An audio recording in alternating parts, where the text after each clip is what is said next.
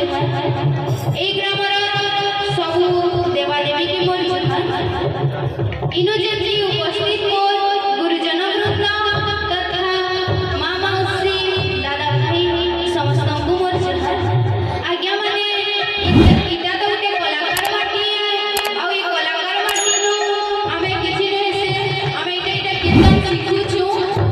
ତ କିଛି କୀର୍ତ୍ତନ ନେଇକରି ଭୁଲ ଭାଲ ହେବା ତ ଆପଣ ମାନେ ମତେ ନିଜର ଝି ଭୁଆନ ଭାବି କରି ମାଫ କରବେ ଏତିକି ମୋର ଆଶା बोल वृंदावन बिहारी लाल की जय बोल राधा रानी की जय बोल प्रेम से राधा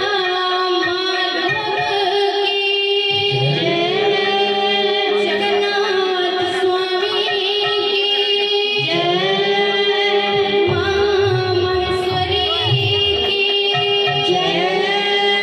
सरस्वती माता की जय गणपति बाबा की जय चारी धाम की जय चार संप्रदाय की जय एही ग्रामर सर्वदेवा देवी की जय